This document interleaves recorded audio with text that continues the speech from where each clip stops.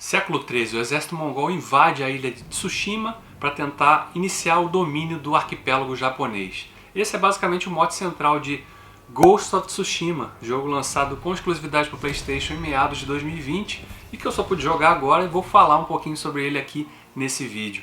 Eu sou Davi Garcia e você está no Dude We Are Lost.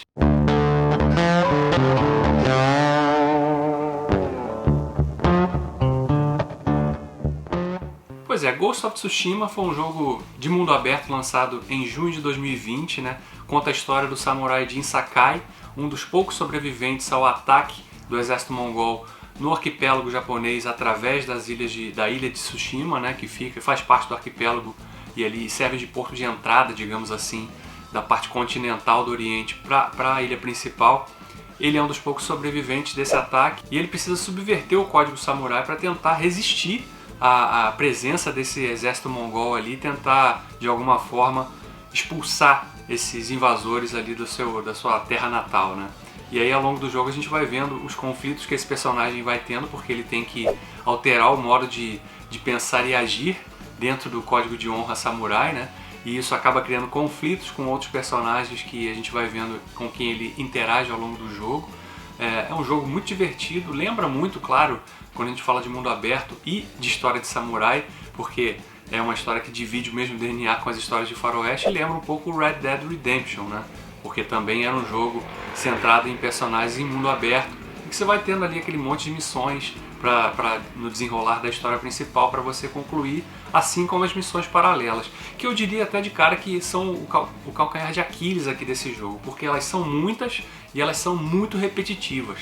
Coisas como encontrar lugares para você meditar, o personagem meditar, né, e compor poesias, né, que são chamados haikas, né? E esses momentos do jogo ficam muito cansativos, porque você parece que está fazendo exatamente a mesma coisa sempre, como encontrar altares ali. Tem uma raposa, né, que surge no meio do nada, você tem que seguir essa raposa para encontrar um altar e fazer a reverência a esse altar, então, para você ganhar pontos que colaboram com as suas habilidades que são desenvolvidas ao longo do jogo. Então você não tem nem aquela coisa de mas se as missões paralelas são chatas, foca só na principal para concluir a história e pronto. Mas se você ignora as histórias secundárias, você deixa de desenvolver as habilidades do personagem, né? E isso pode acabar fazendo falta lá na frente quando você, à medida que o jogo evolui, né? E o jogo é dividido em 3 atos, e o jogo evolui, você precisa dessas habilidades para conseguir passar, né? Enfrentar os seus antagonistas que vão surgindo ao longo do jogo. Mas é um jogo muito divertido, apesar disso, visualmente muito bonito. Você vê realmente tiveram um cuidado realmente de reproduzir aquela ambientação, né? A gente está falando de um jogo de uma história no século XIII, de um Japão ainda feudal praticamente ali, né? E você vê realmente o cuidado que tiveram para retratar isso. É claro que tem muita liberdade poética, digamos assim, porque romantizaram muito essa história da invasão mongol, criando personagens que obviamente não existem. O exército mongol foi repelido na história, né?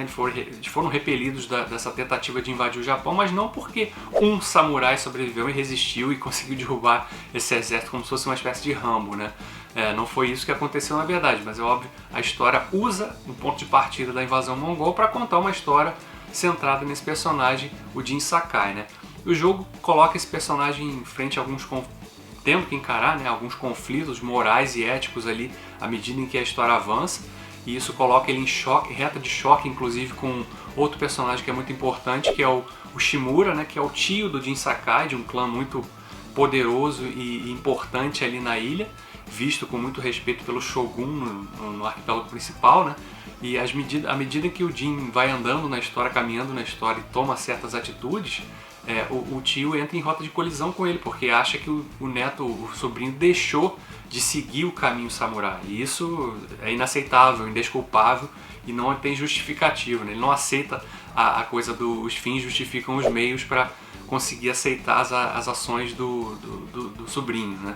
Isso coloca os dois personagens em rota de colisão e você sente o peso do conflito dessa relação quando chega num determinado momento do jogo, que de certa forma também expõe um pouco da hipocrisia da coisa de não tem que seguir tudo ao pé da letra ali, não importa se o seu inimigo está jogando sujo, você jamais pode se nivelar ao nível do seu inimigo. É mais ou menos nesse tom que o conflito se desenvolve ali. Não vou obviamente dar spoiler, porque pode ser que você está vendo esse vídeo e não jogou. Mas se você jogou, você sabe exatamente do que eu estou falando no momento chave, já mais na parte final do jogo ali. É um jogo, como falei, muito divertido, muito bonito e que só se sabota realmente pelo excesso de missões paralelas que são muito repetidas, né? Você realmente tem a sensação de mas pera, eu já fiz isso 5 vezes, vou ter que fazer mais uma vez, de novo isso, procurar esse lugar, fazer tal coisa, né? Mas acho que no geral o jogo consegue se equilibrar ainda, porque a história principal realmente é muito envolvente e te deixa instigado para ver até onde chega. E quando chega no desfecho, você tem que fazer uma escolha ali, uma determinada escolha que também traz um certo peso ali para a continuidade desse personagem ou não, né? Vamos ver qual vai ser o futuro da franquia, se é que ela vai ter algum futuro, né? Ou se fica só realmente nesse jogo solo aqui, que é realmente muito divertido. É uma boa opção para quem gosta de jogo de mundo aberto. Você chegou até aqui no vídeo? Diz aí nos comentários se você já pôde jogar Ghost of Tsushima, se você teve curiosidade, ou se você chegou por acaso nesse vídeo aqui, viu um pouquinho desse blá blá blá meu aqui sobre o jogo, ficou curioso para pelo menos conhecer um pouco mais sobre Ghost of Tsushima. E se jogou, diz aí, gostou do jogo também? Tem essas objeções que eu tive aqui com o excesso de missões paralelas ali, acha que isso sabota a experiência do jogo? Ou no geral dá para ignorar isso para lá, e porque a história principal faz tudo compensar? Diz aí embaixo e vamos continuar essa conversa. E claro, se você não for inscrito aqui nesse canal, vê isso, o botão está vermelho, aproveita, clica lá, se inscreve para acompanhar os próximos vídeos que a gente divulgar por aqui. Um abraço e até o próximo.